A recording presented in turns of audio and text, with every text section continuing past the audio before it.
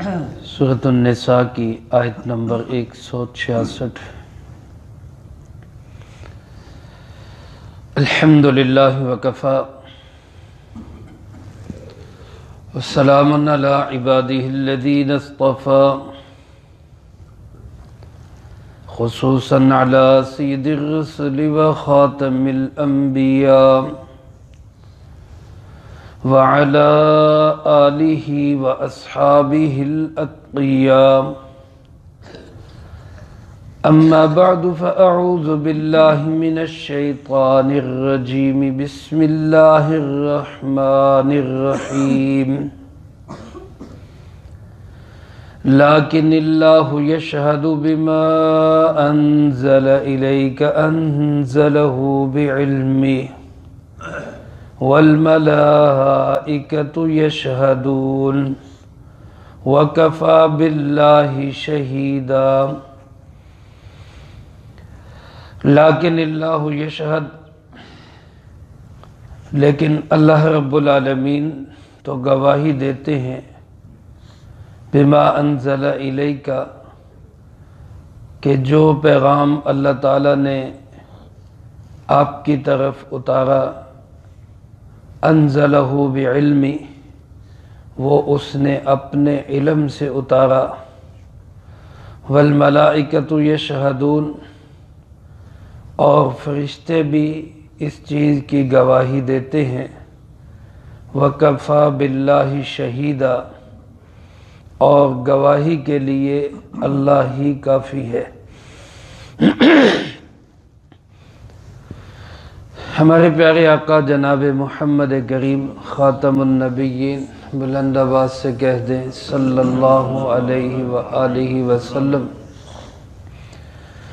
کی علامات اور نشانیاں یہ تورات میں بھی موجود ہیں، انجیل میں بھی موجود ہے۔ آپ علیہ السلام کو اللہ رب العالمین نے جو معجزات عطا فرمائے، وہ معجزات سارے نبیوں کے علیہم السلام معجزات سے بہت بہتر اور افضل بھی ہیں اور زیادہ بھی ہیں۔ رسول اللہ صلی اللہ علیہ وآلہ وسلم کے زمانے کے یہودی بھی آپ علیہ السلام کی علامات کو، معجزات کو دیکھ کر دل سے یہ بات مانتے تھے کہ یہی وہ نبی آخر الزماں ہیں جن کی پیشین گوئی تورات اور انجیل میں موجود ہے۔ اللہ رب العالمین قرآن کریم میں ارشاد فرماتے ہیں، یعرفونہ کما یعرفون ابناءہم، کہ یہ لوگ حضرت محمد صلی اللہ علیہ وآلہ وسلم کو ایسے ہی پہچانتے ہیں جیسے اپنے بیٹوں کو پہچانتے ہیں، یعنی جس طرح کسی کو اپنے بیٹے کو پہچاننے میں کوئی شک شبہ نہیں ہوتا، اسی طرح ان لوگوں کو اس بارے میں ذرہ سا بھی شک نہیں کہ یہی حضرت محمد صلی اللہ علیہ وآلہ وسلم اللہ کے آخری نبی ہیں۔ سورۃ الاعراف میں اللہ رب العالمین ارشاد فرماتے ہیں، الذین یتبعون الرسول النبی الامی الذی یجدونہ مکتوبا عندہم فی التوراۃ والانجیل، وہ نبی امی علیہ السلام جن کو یہ لکھا ہوا پاتے ہیں اپنی تورات میں بھی اور انجیل میں بھی۔ اب اس کے بعد کوئی وجہ نہیں رہ جاتی کہ جناب نبی کریم صلی اللہ علیہ وسلم کو تسلیم نہ کیا جائے، آپ صلی اللہ علیہ وسلم کو ماننا ہی چاہیے تھا۔ لیکن اس کے باوجود صورتحال یہ تھی کہ حضرت عبداللہ ابن عباس رضی اللہ تعالیٰ عنہ فرماتے ہیں، ایک موقع پہ یہودی آپ کے پاس آئے تو آپ علیہ السلام نے ان سے پوچھا کہ کیا تمہارا علم، تمہارا اپنی کتابوں کی نشانیاں، علامات اور میرے اندر پائے جانے والے معجزات، ان ساری چیزوں کو دیکھ کے تمہیں پتہ نہیں چلتا کہ میں اللہ کا نبی ہوں؟ تو یہودی صاف ہی مکر گئے اور کہنے لگے کہ آپ میں تو نبوت کی کوئی علامت ہے ہی نہیں، نعوذ باللہ من ذالک۔ جو ہماری کتابوں میں ذکر ہے، جو ہماری کتابوں میں بیان ہے، ان میں سے کوئی چیز آپ میں نہیں پائی جا رہی۔ ایسے ضدی، ایسے ہٹ درم، ایسا عناد، ایسا بغض اور ایسی نفرت۔ ایک موقع پہ مشرکین مکہ نے ان سے پوچھا، یہودیوں سے، کہ ہمارے والے نظریات، ہمارے خیالات، ہمارا دین یہ بہتر ہے یا حضرت محمد صلی اللہ علیہ وسلم کا دین بہتر ہے؟ اب ایک یہودی ہونے کی حیثیت سے تعصب نہ ہوتا، ضد نہ ہوتی، تو کم از کم یہ کہتے کہ بھئی تم تو بالکل ہی شرک کرتے ہو، بتوں کے پجاری ہو، تم سے تو بہرحال وہ بہتر ہے۔ لیکن ضد، عناد، نفرت، ہٹ دھرمی اس قدر دلوں میں بیٹھ گئی کہ مکے کے مشرکوں کو کہنے لگے کہ تمہارا شرک والا دین حضرت محمد صلی اللہ علیہ وسلم کے دین سے بہتر ہے۔ میرے عزیز دوستو، کسی نے کہا نا حبک الشیء یعمی و یصم، کسی چیز کی محبت تجھے یا اندھا کر دیتی ہے اور بہرا کر دیتی۔ کسی کی محبت میں انسان حق کو ہی بھول جاتا ہے، اور کسی کی نفرت میں انسان اعتدال کا راستہ چھوڑ جاتا ہے۔ یہی حال ان لوگوں کا تھا۔ ضد اور عناد کس چیز کا تھا؟ صرف اس کا کہ سارے نبی بنی اسرائیل میں آئے، آخری نبی امام الانبیاء، سید الانبیاء، خاتم الانبیاء، یہ کیوں بنی اسماعیل کے اندر آ گئے؟ حضرت ابراہیم علیہ السلام کے بیٹے حضرت اسحاق علیہ السلام اور دوسرے بیٹے حضرت اسماعیل علیہ السلام۔ حضرت اسحاق علیہ السلام کی اولاد میں یعقوب علیہ السلام، پھر اس کے بعد ان کو اسرائیل کہا جاتا ہے، ان کی ساری اولاد بنی اسرائیل۔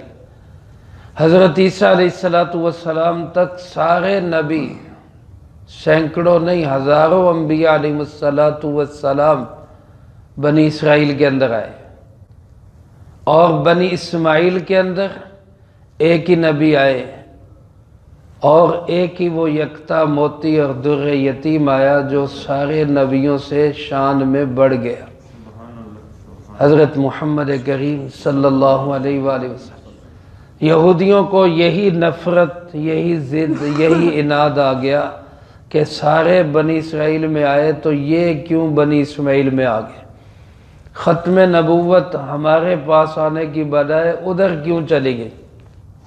بس اس نفرت کی وجہ سے ہر علامت کو بھول گئے، ہر نشانی کو بھول گئے، ہر معجزے کو بھول گئے، آپ صلی اللہ علیہ وسلم کے کریمانہ اخلاق کو بھول گئے، آپ کی اوصاف و صفات کو بھول گئے، یہاں تک کہ صریح اور واضح شرک کرنے والوں سے کہنے لگے کہ تمہارا دین ان سے بہتر ہے۔ اللہ پاک ایسی ضد سے، ایسی ہٹ درمی اور ایسی نفرت سے ہم سب کی حفاظت فرمائے۔ اللہ پاک نے اپنے محبوب صلی اللہ علیہ وسلم کو تسلی دیتے ہوئے فرمایا، میرے محبوب، یہ آپ کی مخالفت کریں، یہ آپ کا انکار کریں، یہ آپ کو تسلیم نہ کریں، کوئی پرواہ نہیں، آپ کی نبوت کا گواہ خود اللہ ہے۔ لیکن اللہ یشہد، لیکن اللہ تعالیٰ تو گواہی دیتا ہے، یہ بما انزل الیک، کہ جو پیغام آپ پہ اسی اللہ نے اتارا، انزلہ بعلم، وہ اللہ نے اپنے علم سے اتارا۔ قرآن کریم اللہ رب العالمین کا پیغام ہے، اور یہ قرآن کریم اللہ رب العالمین کا علم ہے۔ آپ حضرات، آپ ہمارے طلبہ عزیز اور ہر وہ شخص جو حافظ قرآن، وہ بہت خوش نصیب ہے اس لیے کہ اس کے سینے میں اللہ کا علم ہے۔ اخذ اللہ پاک فرماتے انزلہ بعلم، میں نے اس کو اپنے علم سے اتارا ہے۔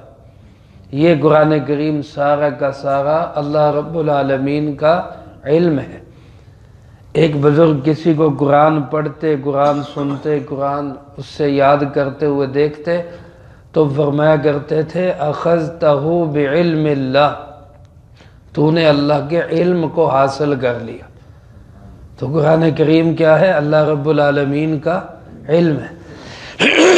اللہ پاک فرماتے ہیں کہ ہم نے اس کو اپنے علم سے نازل کیا، اور صرف اللہ ہی گواہ نہیں ہے، فرمایا سارے انسان بھی انکار کر دیں، کوئی ایک بھی ہے محبوب کبریا جناب محمد مصطفیٰ صلی اللہ علیہ وسلم آپ کو نہ مانے تو تب بھی اللہ کی مخلوق میں بہترین مخلوق فرشتے ہیں، والملائکۃ یشہدون، فرشتے بھی سارے گواہی دیتے ہیں کہ آپ اللہ کے رسول ہیں۔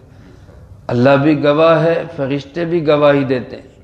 اور میرے عزیز دوستو حضرات، صحابہ اکرام رضی اللہ تعالیٰ عنہم اجمعین کی جماعت جو کائنات میں انبیاء علیہ السلام کے بعد تمام انسانوں سے افضل ترین جماعت ہے، اللہ پاک نے وہ جماعت صحابہ مقدس ہستیاں جناب محمد کریم صلی اللہ علیہ وسلم کو چن چن کے عطا کی۔